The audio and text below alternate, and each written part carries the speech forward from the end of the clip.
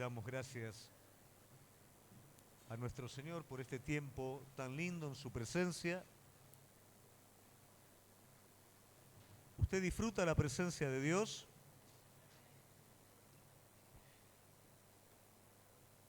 Sabe que disfrutar la presencia de Dios no es un sentimiento o una emoción, es un acto de fe. El gozo es un acto de fe. Pablo en sus momentos más difíciles no sentía alegría natural, pero sí era consciente de que él estaba haciendo aquello que el Señor lo llamó a hacer, que estaba en el centro de su voluntad, y eso traía gozo que era mucho más que la felicidad natural. No hay acto de fe más grande que usted y yo aprendamos a gozarnos en el Señor en el momento de la adversidad, en el momento de la dificultad, porque el gozo del Señor es la fortaleza de cada uno de nosotros. Quiero felicitarlos, qué lindo que es verlos todos en horario. Es hermoso empezar la reunión y que estén todos, realmente nos hace mucho bien, nos hace felices, ¿no? Quienes ministran reciben justamente una devolución de poder ver al pueblo de Dios adorando, el pueblo de Dios metido en el Señor. Es lindo, es bueno. Como ustedes también reciben de aquellos que ministran todo lo que es la palabra de Dios, las alabanzas. Nos estamos retroalimentando en esto. Entonces es muy importante que ustedes estén. Imagínense si llegan todos y los músicos no están, llegan tarde y por ahí entra uno y el otro no llegó. ¿Cómo se siente usted? No está bueno. Pero así le podemos dar al Señor un culto de excelencia. Bueno, ¿qué hacemos nosotros los días jueves? A ver, cuénteme un poquito. Tenemos un tiempo de ayuno y oración. ¿Qué quiere decir esto? Es un tiempo en donde nosotros decidimos acercarnos, dar un paso más al Señor. No es simplemente una dieta religiosa, no es no comer, sino que ese tiempo que yo destino a comer, a participar, ¿no es cierto? Es un tiempo que se lo estoy dando a Él porque yo quiero estar más cerca de Él. Muchos tal vez digan, bueno, pero yo no puedo. Mire, lo importante acá tiene que ver con el corazón de cada uno de nosotros. Tal vez por su trabajo o por sus obligaciones usted no puede venir, pero eso no impide de que usted pueda ayunar, de que usted pueda estar en comunión con el resto del cuerpo de Cristo. Mire, nosotros estamos en comunión, en ayuno y oración el día jueves con Mozambique, con África. La extensión de la iglesia que está en Mozambique, porque no es simplemente, como decimos siempre, una obra separada, sino que es la extensión del Centro Cristiano Calidad de Vida en la comisión del Señor hacia Mozambique. Estamos unidos en un mismo espíritu orando, pese a la diferencia horaria, pese a todo, estamos ayunando y orando por todo lo que el Señor va a hacer en aquel lugar. Entonces es importante que para todo esto nosotros estemos juntos. Como siempre decimos, esta iglesia nace en ayuno y oración. Cuando venimos nosotros con Gaby, con mis hijos de Mar del Plata, éramos una familia que no teníamos en dónde vivir, no teníamos trabajo, no teníamos idea de nada, solamente de que el Señor nos había llamado a este lugar.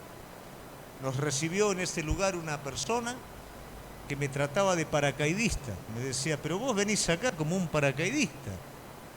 Digo, no, disculpame, yo vengo acá con un llamado del Señor. Como lo va a hacer el Señor, yo no sé, pero sé que respondía a la voz de Dios. Y luego con Javier, con los chicos, comenzamos a ayunar, a orar, pidiéndole al Señor que nos fuera guiando hasta llegar a lo que hoy estamos, hasta lo que hoy somos. Pero todo eso fue en búsqueda, en guía de Dios. Y esto, las experiencias que como iglesia nosotros vivimos, no es para que solamente la vivamos como congregación, sino también para que cada uno de ustedes la pueda vivir en su vida personal.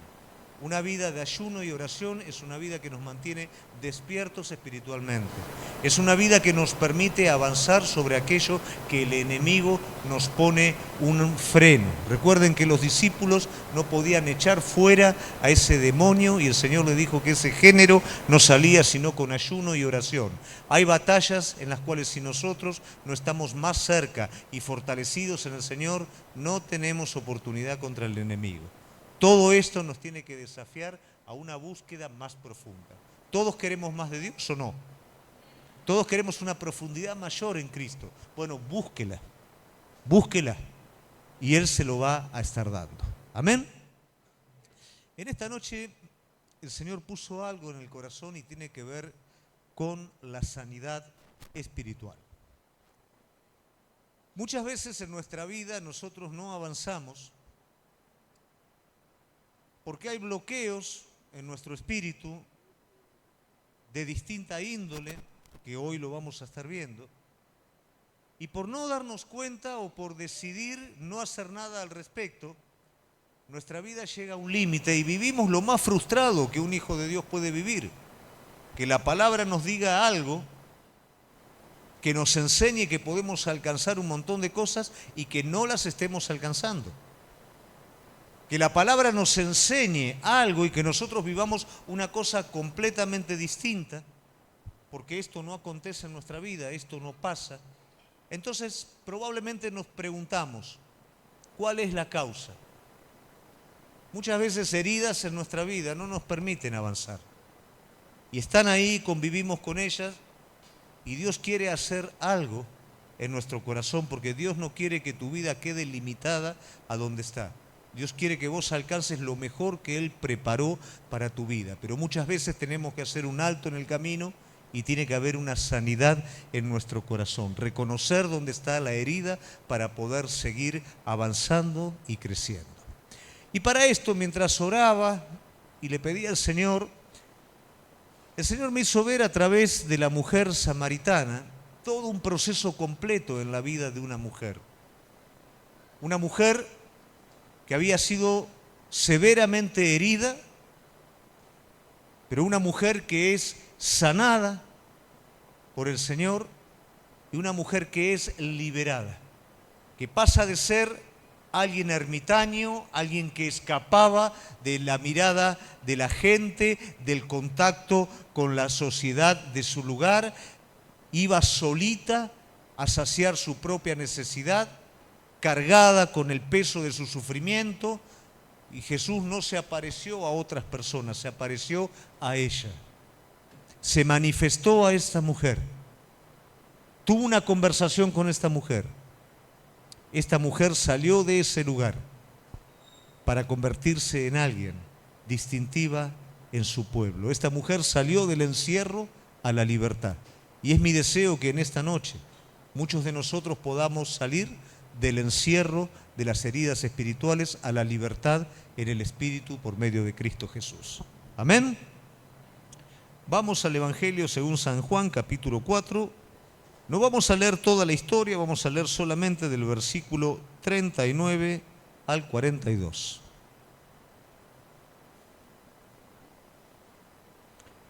Y muchos de los samaritanos de aquella ciudad creyeron en él por la palabra de la mujer, que daba testimonio diciendo: me dijo todo lo que he hecho.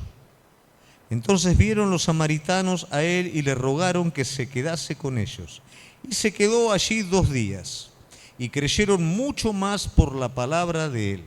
Y decían a la mujer: ya no creemos solamente por tu dicho, porque nosotros mismos hemos oído y sabemos que verdaderamente este es el Salvador del mundo, este es el Cristo.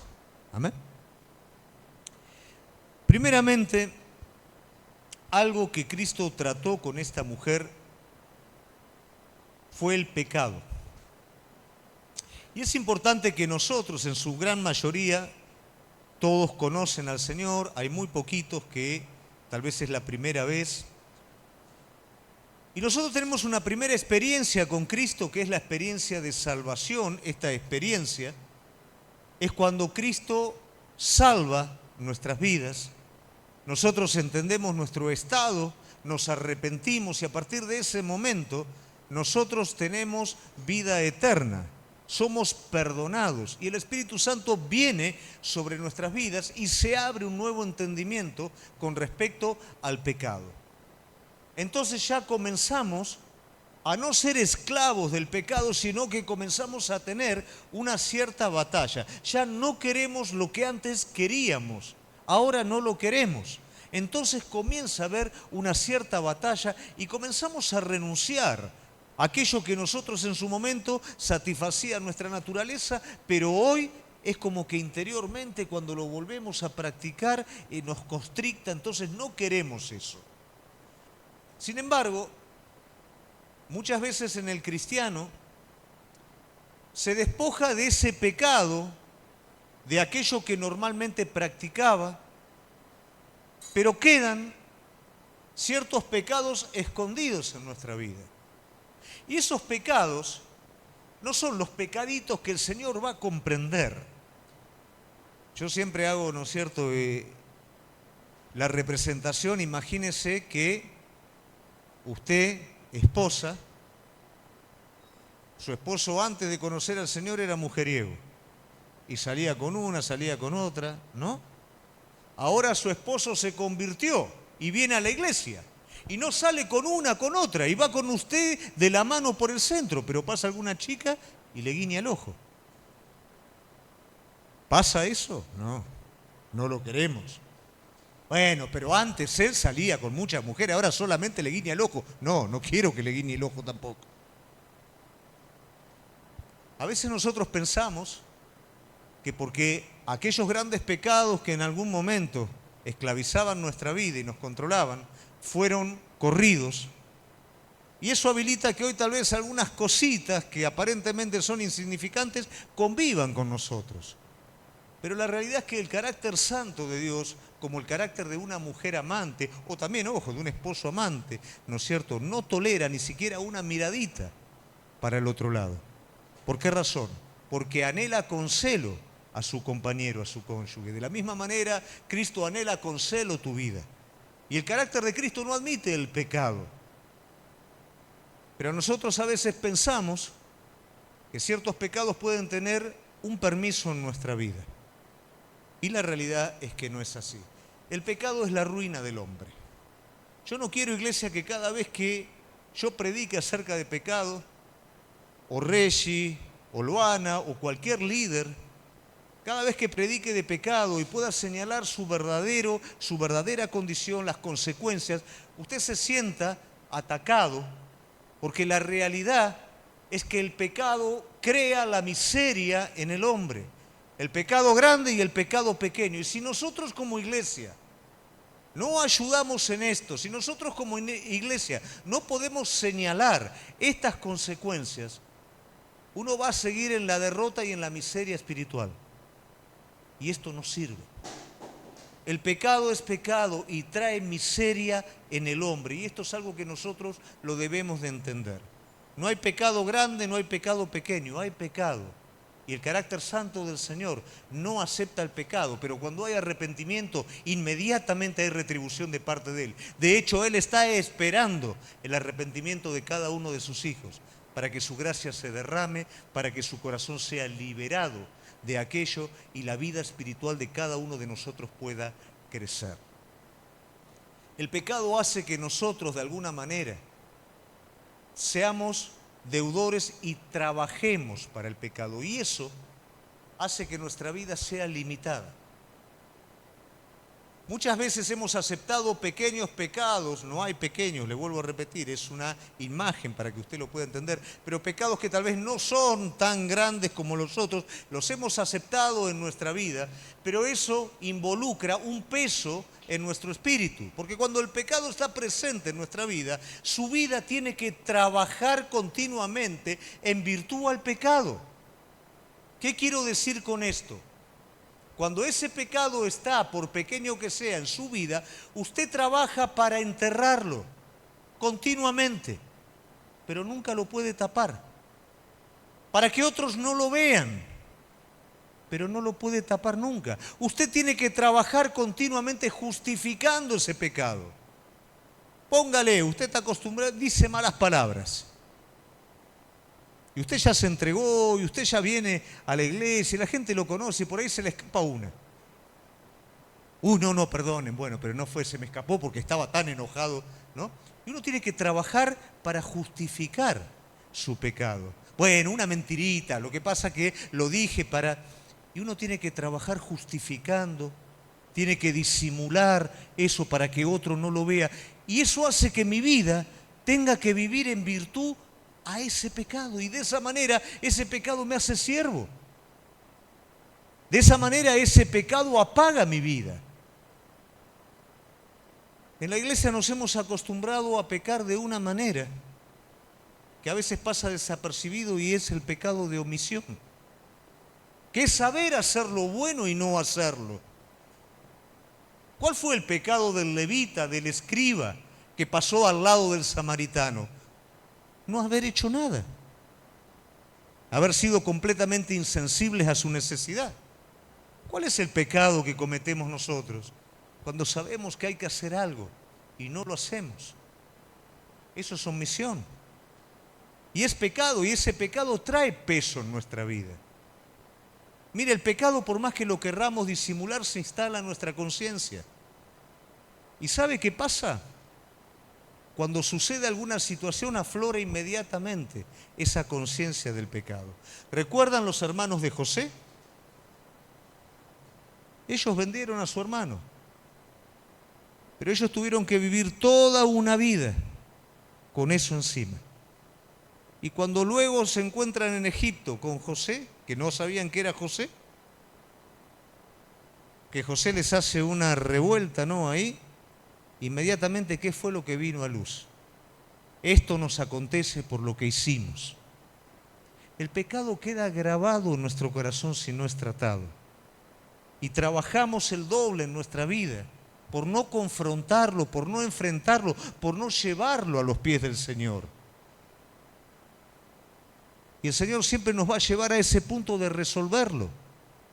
Porque si no, no puede haber una renovación espiritual, una libertad en nuestra vida. ¿Qué pasa con Jacob? ¿Qué le dice el Señor de entrada? Te voy a volver a traer a este lugar.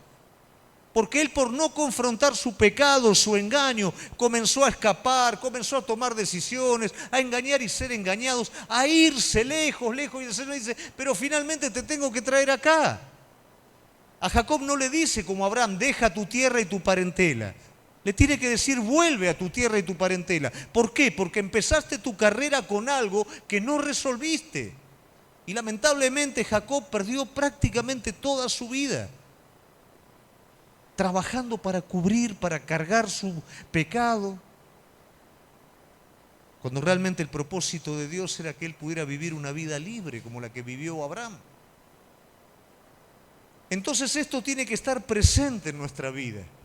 Cuando la mujer samaritana está ahí en el pozo de Jacob y el Señor le habla acerca de su esposo, ella inmediatamente contesta la verdad. ¿Por qué contesta la verdad? Porque está hastiada de su pecado. El problema no era que tenía que ir debajo del sol a buscar el agua. El problema era que en su corazón estaba bajo el flagelo de ese pecado encima. Y en medio de todo eso tenía que ir a buscar el agua y como consecuencia de su pecado tenía que ir en un horario que no hubiera mucha gente, alejarse de todo el mundo, porque eso estaba presente en su vida cada día. Y a veces nosotros no podemos disfrutar la plenitud en Cristo Jesús por este motivo. Tenemos que trabajar para esto, para esconderlo, para guardarlo, para justificarlo, porque no lo queremos enfrentar. Pero esta mujer ya no aguantaba más. Y donde Jesús habla, ella inmediatamente dice, no tengo esposo. Y Jesús le dice, es cierto, 5 esposos tuviste. Y este último no es tuyo. Ella ya no quiere disimular más nada. Y a veces llegamos a este punto. Pero en este punto es necesario que suceda algo. Así como Jesús inmediatamente desnudó el pecado de esta mujer, lo cubrió también. Él mismo le desnudó el pecado. ¿Por qué? Porque Jesús mismo quería hacerse cargo de esto. Era una sola mujer en un pozo, pero Jesús conocía la necesidad, el flagelo que había en su vida. Jesús quería salvarla, quería sacarla de ese peso, como también a cada uno de nosotros. Nosotros nos empeñamos por trabajar por ese pecado escondido, oculto, tapándolo, justificándolo. Pero el Señor te dice, yo no lo quiero condenar, solamente te pido, dámelo, arrepentite, dámelo, lo cubrimos y se terminó y vos sos libre. La vida del cristiano es una renovación continua, pero si el pecado está afirmado en nuestra vida, está sostenido, lamentablemente no va a haber renovación. ¿Qué pasa cuando viene un acontecimiento medio complicado en nuestra vida? Inmediatamente, no, tenemos que ir a la iglesia, che. Hace rato que no vamos. Y tenemos que orar. Y tenemos que leer la Biblia. Ese acontecimiento, ¿qué es lo que está mostrando? Ese pecado de omisión. Eso que no estamos haciendo. Pero en vez de enfrentarlo como tal, estamos preguntándonos por qué razón no vivimos mejor, por qué no hay una renovación en nuestra vida. Esta mujer, cuántas cosas pensaría en el camino, pero había un obstáculo que tenía que ser corrido en ella. Y era ese pecado. Y por supuesto Jesús estaba allí para hacerlo, como está hoy aquí para hacerlo en cada una de nuestras vidas. Entonces ese pecado escondido, no lo aguantes un día más, no seas siervo de ese pecado escondido. Entregáselo hoy, por pequeño que sea. Decirle, no lo quiero más. Está siendo un obstáculo en esa renovación espiritual que yo estoy necesitando en mi vida. Otra circunstancia que impedía de alguna manera o impide en nuestras vidas la renovación espiritual, es convivir con la consecuencia del pecado perdonado. Cristo perdona nuestros pecados, pero muchas veces nuestro carácter queda marcado por las consecuencias de nuestro pecado. Entonces de repente, cuando nos damos cuenta de lo que Él hizo en nuestra vida, tal vez antes éramos obstinados, éramos duros, y ahora cuando nos dimos cuenta del daño que hicimos en nuestra vida como éramos antes, se hace un efecto inverso. Y el enemigo, o bien te tiene como esclavo de ese pecado escondido, y si no te puede tener como esclavo, te va a tener como empleado. ¿Qué quiero decir con esto? El joven que escapó y comía algarrobas con los cerdos, cuando se arrepintió, él toma la decisión de volver al Padre, el joven pródigo. Él toma la decisión de volver al Padre. ¿Cómo dice que va a volver? ¿Como hijo o como qué? Como siervo. ¿Por qué razón? Porque se dio cuenta del mal que había cometido. Pero ¿sabes una cosa? Que Cristo no va a estar con el dedo sobre tu vida por lo que vos cometiste. Cristo siempre te va a restaurar a la condición de hijo. Siempre va a venir y va a cubrir tu vida de nuevo con el manto y te va a poner ese anillo de propiedad, del cual vos perteneces a Él. Él no te va a tener como un siervo de segunda por lo que vos cometiste anteriormente. Su perdón y su restauración es absoluta, como si jamás en la vida vos hubieras pecado. Pero a veces nosotros no aceptamos eso y vivimos como esclavos, vivimos como hijos de segunda. Vivimos en nuestro carácter, a veces amedrentado, con miedo. ¿Por qué? Porque mientras pecábamos, cada cosa que hacíamos fallábamos. Ahora el Señor nos perdonó, pero seguimos pensando que vamos a fallar. Vivimos atemorizados, frustrados. Tenemos presente la consecuencia de ese pecado. Esta mujer tenía que caminar escondiéndose de todos. Pero algo tiene que pasar. Algo tiene que pasar en nuestra vida. Tenemos que salir de ese temor. Mire que humildad y cobardía son dos cosas diferentes. Humildad es tener la conciencia verdadera de lo que yo soy. Cobardía es no animarme a hacer lo que tengo que hacer. La humildad no es cobardía. Y la cobardía no nos permite pelear la buena batalla, sino que nos hace renunciar en el momento del combate, por lo que pasó, por lo que hice. por lo que quedó marcado adentro de mí. No quiero intentarlo de nuevo, porque no quiero equivocarme de nuevo. Y de esa manera el enemigo no me tiene como esclavo, pero me tiene como empleado. Y usted tiene que liberarse de eso, porque si no, no va a haber sanidad. Usted tiene que animarse a avanzar en los caminos del Señor. Mire, no es fácil cuando el Señor nos habla y nos dice: Gustavo, Gaby, ya es hora, empiecen a avanzar. No hay nada.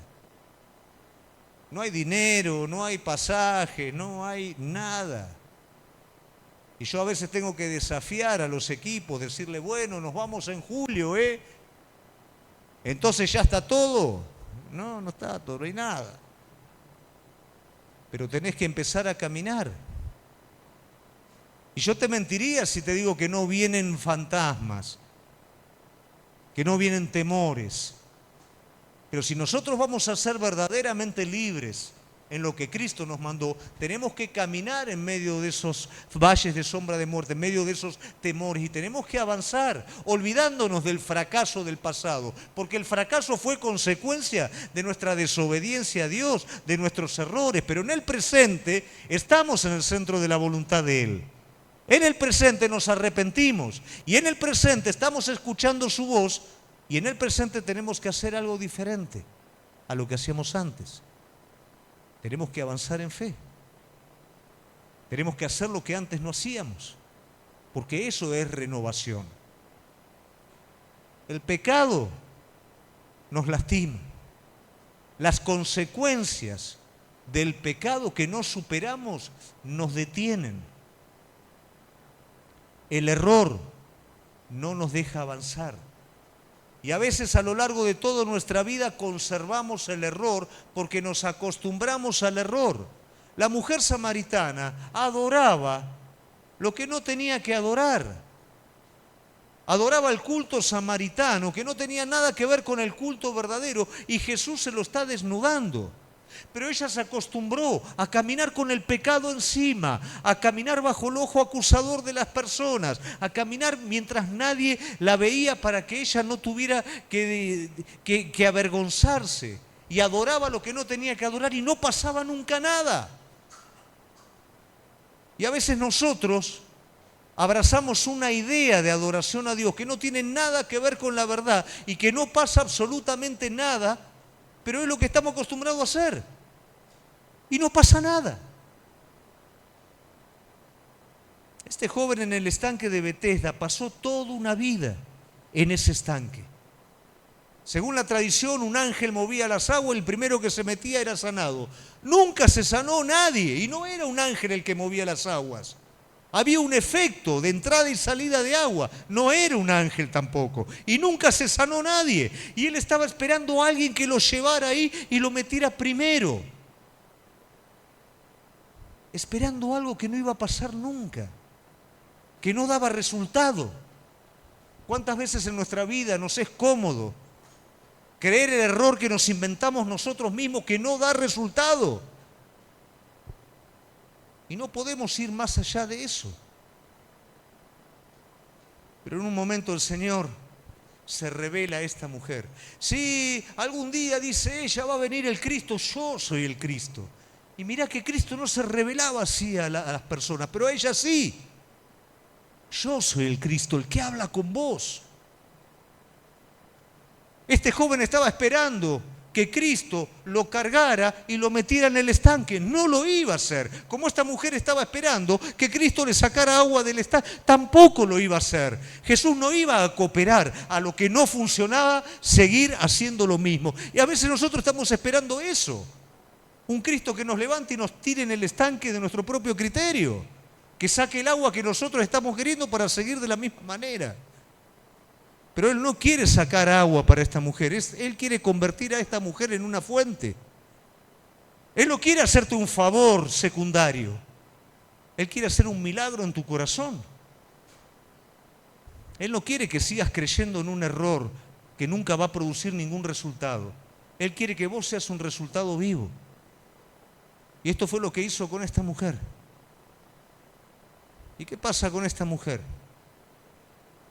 Esta mujer lo escucha y esta mujer hace algo distinto. Dejó la jarra y salió corriendo al pueblo.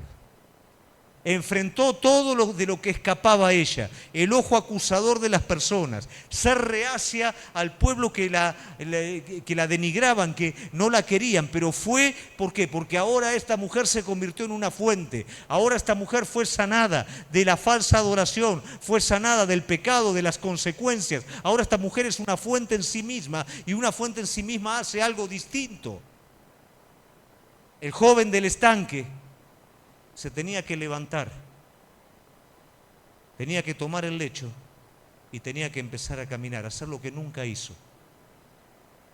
Jesús no iba a venir por ese lado. Jesús se iba a revelar a su vida y la persona tenía que obedecer la palabra que el Señor le iba a dar. Y cada vez que Jesús sanó físicamente a alguien, tuvo que hacer algo la persona. Toma tu lecho y anda. ¿Crees que puedo hacerlo? La persona tuvo que hacer algo, no tuvo que esperar que Él lo hiciera todo. La palabra desafía a nuestra vida, pero la confianza tiene que responder a la dirección de Dios. Y ahí es donde nuestra vida comienza a ser sanada. No somos sanados porque estamos esperando que algo que no funciona, funcione. No somos sanados porque vivimos en la consecuencia del pasado. No somos sanados porque todavía hay pecado escondido en nuestra vida. Y eso nos achata, eso nos limita. Pero hay algo que nosotros tenemos que entender, y es que, aunque a usted le parezca mentira, Cristo tiene una necesidad. Y esa necesidad es que el hombre se salve. A veces nosotros no podemos comprender esto, porque mientras estamos en las consecuencias del pecado, mientras estamos con pecado escondido, mientras estamos encerrados en nosotros mismos, no tenemos lugar ni sensibilidad para las personas. Vivimos para nosotros mismos, encerrados en nosotros mismos. Nuestro camino es ir al pozo, sacar el agua, escondernos de la gente y volver. Y Cristo no te va a llenar y a renovar para que te escondas de las personas. Él va a sanar tu vida, Él va a renovar tu vida para que vos te conviertas en una fuente para esas personas.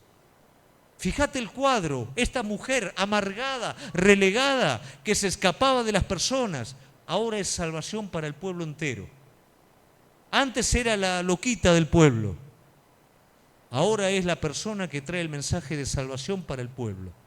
Ahora el pueblo la escucha. Ella es el nexo entre Cristo y la salvación de todos sus pueblos. A veces nosotros no podemos ser nexo porque no nos dejamos sanar por Él, porque todavía nuestro espíritu está lastimado y vivimos encerrados en nosotros mismos. Jesús quiere salvar a las personas, y ¿sabes con quién las va a salvar? Con vos.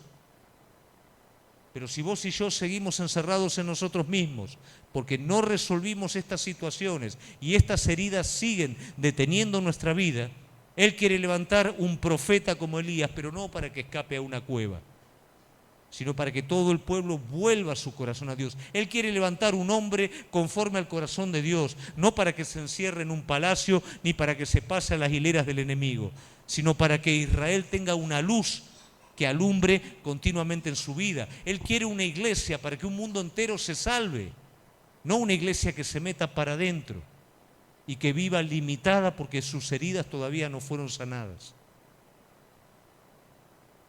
Dando Apocalipsis, aparece en el último tiempo, que es en el tiempo de la tribulación, tiempos en donde el mundo recibe juicio sobre juicio sobre juicio, y uno dice, pero este Dios, esos juicios tenían el propósito de que el pueblo se arrepintiera y se salvara.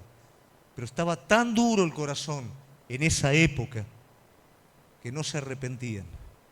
Pero el Señor no se queda con esto. Levanta 144.000 de su pueblo, ungidos con el poder del Espíritu Santo. Y dice la palabra de Dios que después el fruto de esos 144.000 eran gente de toda la tierra, de todo pueblo, de toda nación. En ese último tiempo, estas personas fueron testigos fieles de Cristo, llenos de la unción de Jesucristo, sanados por el Señor, para poder ser de bendición a otros. Esta mujer fue llena, sanada, se convirtió en una fuente para ser una fuente para su pueblo. Pero nosotros, iglesia, ¿Qué hacemos? Nuestras heridas siguen estando presentes sin ser tocadas y encerrados nosotros en nosotros mismos, sin experimentar la plenitud de Cristo y sin ser sensible a la necesidad del que lo necesita. Hoy el Señor quiere sanar cada una de nuestras vidas. Hoy es tiempo de salvación. Hoy es tiempo de que cada uno de nosotros podamos ser una fuente para un mundo que tiene hambre y tiene sed de Jesucristo. Hoy el Señor quiere sanar nuestra vida y tal vez hoy es el día que tenés que tomar una decisión con ese pecado escondido y tenés que decir: Señor, perdóname, lo entrego delante de ti, yo quiero ser renovado. Hoy tal vez es el día en el que tenés que tomar una decisión con respecto a las consecuencias. Bueno, Señor, es cierto, yo pequé, vos me perdonaste, tal vez yo quedé ahora medio temeroso, yo quiero salir de la cobardía y yo quiero comenzar a avanzar en tus caminos, porque fui limpio, fui perdonado y ahora solamente te quiero agradar a ti. Y si escucho la voz de tu Espíritu, quiero responder, no me quiero retraer por temor. Quiero salir del error. Tal vez busqué la comodidad de adorarte a vos de una manera que a mí me es fácil. Me es fácil adorarte a lo largo del día, en el momento que yo quiero, vengo a la iglesia cuando yo quiero, leo y estudio la palabra cuando yo quiero, y no pasa nada, Señor, y no va a pasar nada. Pero tal vez Él te está diciendo: es de otro lado, dame el primer lugar, dame la prioridad, como esta viuda. Déjame ser primero en tu vida, como Elías. Primero a mí, dame la prioridad y vas a ver cómo las cosas cambian. Y entender que tenemos un propósito, iglesia. Y ese propósito es que un mundo entero se salve. Gracias a Dios tenemos el privilegio de poder estar predicando en Mozambique. Va a haber un evento en donde miles de jóvenes van a estar yendo, van a conocer al Señor, se van a estar entregando al Señor. Pero aquí tenemos la responsabilidad de ganar a nuestro vecino, de ganar a nuestro marido, a nuestra esposa, a nuestros hijos. Si estamos encerrados en nosotros mismos, no lo podemos hacer. Si seguimos heridos, nos vamos a encerrar en una cueva, vamos a trabajar para nosotros mismos, pero no vamos a vivir esa libertad que nos va a llevar, como esta mujer, a ser una fuente para todo aquel que se pierde. Yo quiero hacerte una pregunta en esta noche. ¿Vos querés ser una fuente? ¿O querés estar encerrado en una cueva? ¿Vos querés vivir para Él y para los demás o querés seguir viviendo para vos mismo? No hay manera de renovarnos si no salimos de nosotros mismos. No hay manera de renovarnos si Él no sana nuestras vidas, no perdona nuestros pecados, no nos dirige a la adoración verdadera y no hacemos la voluntad que tanto le agrada a Él, que es salvar al que se perdió. ¿Cuál es aquello que nos está deteniendo? ¿Qué es lo que nos está frenando de ser renovados en el Señor? Hoy es el día para poderlo correr. Hoy es el día para decir: Señor, quiero tomar una decisión. Vamos a ponernos de pie.